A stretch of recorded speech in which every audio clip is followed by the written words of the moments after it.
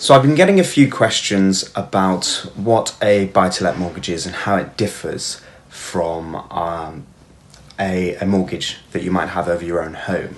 The difference here is that there's a different risk in the mortgage. So from a lender's perspective, you're going to be much more secure in looking after your own home.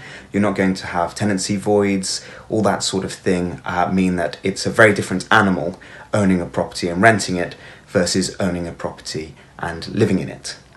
So the affordability and stress tests for getting a mortgage are going to be different, and the whole process of applying for a personal primary residence or PPR home mortgage is going to be very different to a buy-to-let. So with the buy-to-let, a lender is going to be looking at the rental income of the property versus the value of the property, as well as your finances and how you can afford it.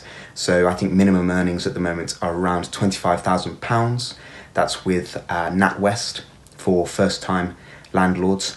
As well as that, other mortgage providers will be looking at the rental stress test. NatWest included will be looking at that.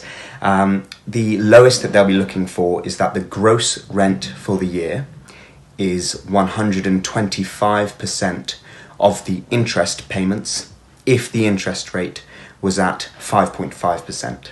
Okay, so assuming you've got a loan for £100,000 and your interest payment is £5,500, the year's rental need to be 125% of £5,500.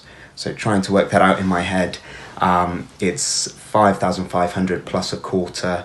It's around £6,850, I think. Don't quote me. Something like that.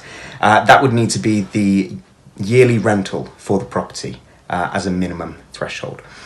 Different sorts of mortgages will have different rates. So when you're getting into HMOs and commercial, it's going to be different again. But that's the floor, if you will, for a buy-to-let mortgage. Just a little bit of financial disclaimer here. I'm not a mortgage broker.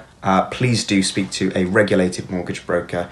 They'll have the CMAP qualification. They should have an FCA number, and they should be able to help you further. Like an accountant or tax position, it's all dependent on your own circumstances. So you need to be absolutely transparent on where you are and what you're trying to do. And a good broker should be able to point you in the right direction. If you're struggling for introductions to brokers, I know hundreds and hundreds. Please do give me a shout, give me a comment, and I'll be able to put you in touch. Thanks for watching, and keep following for future updates. Thanks for watching. Here are some of our videos on walkthroughs, projects we funded, and future stuff. Up here, we've got Q&A, so please do keep in touch. It's going to be a lot of helpful resources going out. And one last thing, don't forget to subscribe.